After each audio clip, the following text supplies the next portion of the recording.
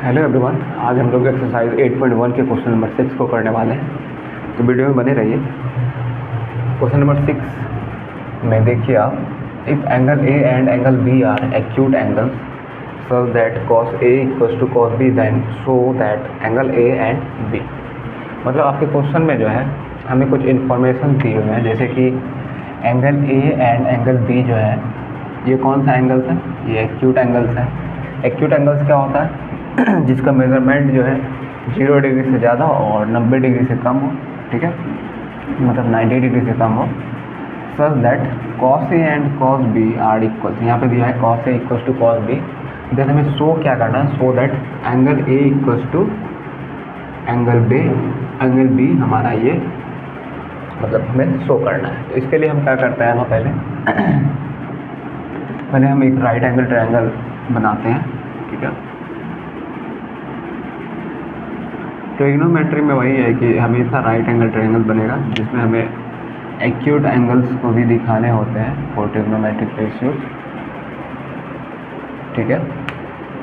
तो एंगल ये यहाँ पे 90 डिग्री आ जाएगा और हमारा cos A cos B दिया हुआ और angle A and angle B बोला जा रहा है एक्यूट एंगल। तो सबसे पहली बात मैंने आप लोगों को बताया था, किसी भी राइट एंगल ट्रायंगल में अगर एक एंगल 90 डिग्री है तो फिर बाकी का दो एंगल्स वो एक्यूट एंगल्स होंगे, ठीक है। तो जब हमारा ये एंगल 90 डिग्री हो गया तो अब ऑब्वियस सी बात है कि ये दोनों एंगल्स एक्यूट एंगल ही होंगे, क्योंकि किसी भी ट्रायंगल में सम ऑफ 3 एंगल्स 180 डिग्री होता है। तो अगर आप इसको एंगल बी मतलब बी एज्यूम कर लें, इसको एंगल बी एज्यूम नहीं कर सकते क्योंकि angle A and angle B are acute angle. अगर आप इसको एंगल ए मानेंगे, इसको बी मतलब लेट करना पड़ेगा, तब ये ऑटोमेटिकली सी हो जाएगा। या अगर इसको आप ए एज्यूम करना चाह रहे हैं तो ये फिर बी हो जाएगा। ये टोटली आप पे डिपेंडेंट है, ठीक है। तो इसके लिए आपको सोचना नहीं है ज़्यादा, बस प्रोसेस फॉलो करना है। तो हमारे गिवन क्या है देख लीजिए, angle A and angle B are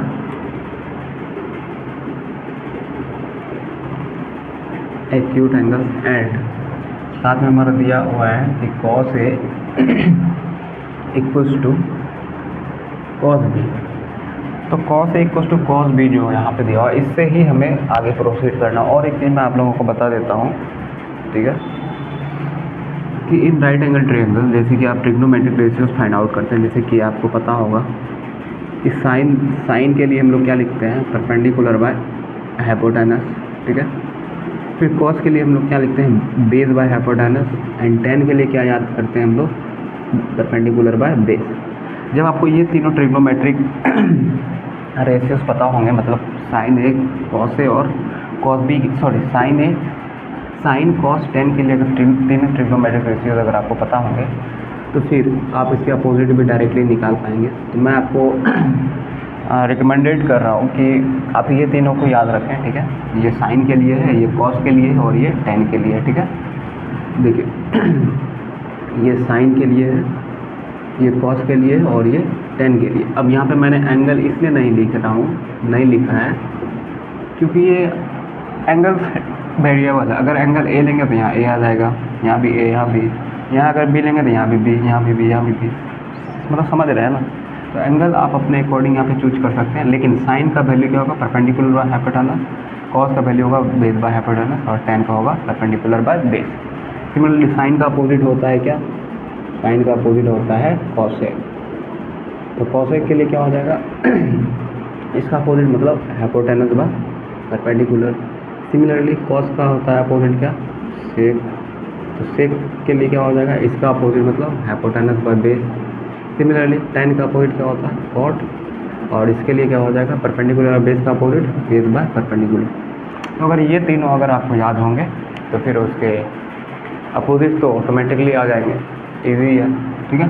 तो कॉस इक्वल्स टू कॉस भी दिया हुआ, तो हम यहाँ से क्या फाइंड आउट कर सकते हैं ना, कॉस से क्या हो जाएगा, एंगल ये ए है तो इसके लिए एडजेसेंट साइड क्या हो जाएगा, ये वाला साइड हो जाएगा, क्योंकि यहाँ पे 90 डिग्री है तो इसके जस्ट अपोजिट वाला साइड जो है ये तो हाइपोटेनस होगा, आपको मैंने पहले बताया था।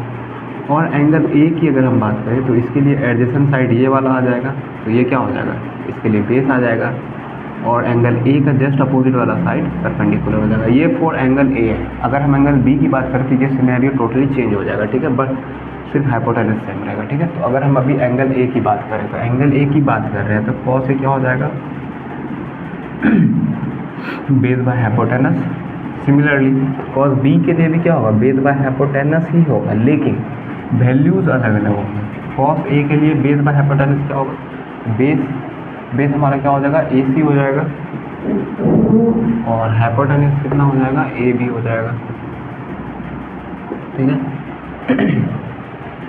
सिमिलरली कॉस बी के लिए अब हम कॉस बी को देख रहे हैं, ठीक है, कॉस बी को देख रहे हैं तो कॉस बी के लिए एडजेसेंट साइड हमारा ये वाला हो जाएगा, ठीक है। आप एक और डिफरेंट एंगल मतलब ट्रायंगल बना लेंगे जिसमें कॉस बी को आप रिप्रेजेंट कर रहे होंगे, उसमें बेस क्या हो जाएगा, ये हो जाएगा बेस, एंगल बी के लिए बेस ये हो जाएगा, और जस्ट अपोजिट वाला साइड एंगल बी के लिए उसके लिए हो जाएगा परपेंडिकुलर, और 90 डिग्री के अपोजिट वाला तो हमेशा ऑलवेज हाइपोटेनस ही होता है, ठीक है। तो बी के लिए परपेंडिकुलर ये बेस, और बी के लिए हम लिख रहे हैं तो कॉस बी कितना हो जाएगा, बेस बाय हाइपोटेनस, और बेस इस बार क्या हो जाएगा मेरा बी सी, ठीक है। तो बी सी आप लिख लेंगे डिवाइडेड बाय हाइपोटेनस का वैल्यू कितना, सॉरी हाँ हाइपोटेनस का वैल्यू कितना हो जाएगा, ए बी, ठीक है। नाउ और आपको एक चीज़ पता होगा कि अगर लेफ़्ट साइड और राइट साइड सेम चीज़ हो तो वो कैंसिल आउट हो सकता है, ठीक है। जैसे कि अगर डिनोमिनेटर में इधर कुछ है, डिनोमिनेटर में इधर कुछ है, वो सेम है तो वो कैंसिल आउट हो सकता है। जैसे यहाँ ए बी और ए बी कैंसिल आउट हो सकता है, ठीक है। तो यहाँ से आप इसको कैंसिल आउट कर सकते हैं, ए बी और ए बी को कैंसिल आउट कर सकते हैं।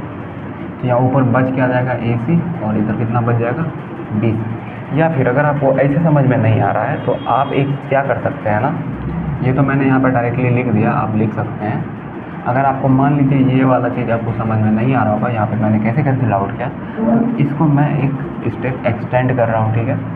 तो ए सी आपको मैंने क्रॉस मल्टीप्लिकेशन बताया था ना, ये ए सी मल्टीप्लाई हो जाएगा इससे ए बी से, और ये ए बी मल्टीप्लाई हो जाएगा बी सी से। तो आप क्रॉस मल्टीप्लिकेशन कर लीजिए, ए सी इंटू, देखिए क्रॉस मल्टीप्लिकेशन कुछ ऐसे होगा, देखिए ऐसे और ऐसे, मतलब ऊपर वाला का नीचे वाला से, ऊपर वाला का नीचे वाला से। तो A C into A B हो जाएगा यहाँ पे, A C into A B equals to, फिर ए बी इंटू यहाँ हो जाएगा A B into B C. और ये चीज़ तो आपको पता ही होगा।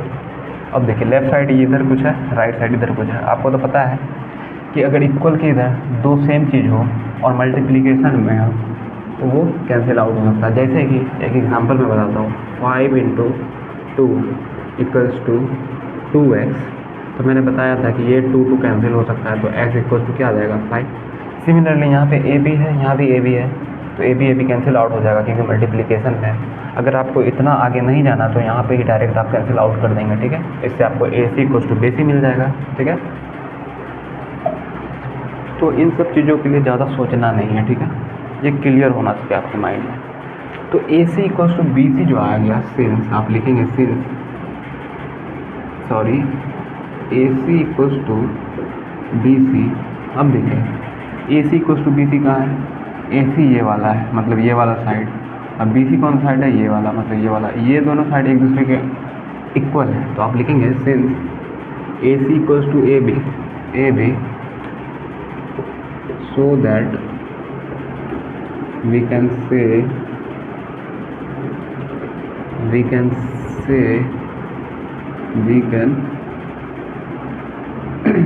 that angles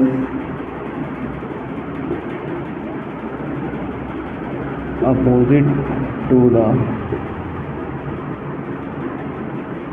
equal sides are also equal. क्योंकि आप लोगों ने पढ़ा होगा कि इक्वल साइड्स के अपोजिट वाला एंगल, जैसे ए बी जो है इक्वल है बी सी, तो इनके अपोजिट एंगल जैसे कि ये बी हो गया और ए सी के बी सी के अपोजिट एंगल मतलब एंगल ए, तो ये दोनों एक दूसरे के इक्वल होंगे। मतलब अगर साइड्स इक्वल हैं दोनों तो उसके अपोजिट एंगल भी इक्वल होंगे। तो इन दोनों के अपोजिट एंगल्स क्या क्या हो जाएंगे, तो ए सी के अपोजिट एंगल क्या आ जाएंगे, एंगल बी आ जाएंगे, और बी सी के अपोजिट एंगल क्या आ जाएंगे, एंगल ए आ जाएंगे। तो B equals to angle A आ गया या angle A equals to B आ गया, और हमें यही दिखाना था, मतलब शो करना था हमें। तो बस यही था। यहाँ पे आप लिख देंगे so that angle A equals to angle B या angle B equals to angle से। तो angle A equals to angle B ही आप लिख देंगे यहाँ पे, तो ज़्यादा सही रहेगा, ठीक है। और भी कोई दिक्कत नहीं है। तो आई होप आप लोगों को समझ में आया होगा, और चैनल पर नए हैं तो चैनल को ज़रूर सब्सक्राइब करें, लाइक करें और अपने दोस्तों में भी ज़रूर शेयर करें। और आई होप कि आप लोगों को आज का लेक्चर समझ में आया होगा। मिलते हैं नेक्स्ट वीडियो में, तब तक अपना ध्यान रखें और टेक केयर, बाय।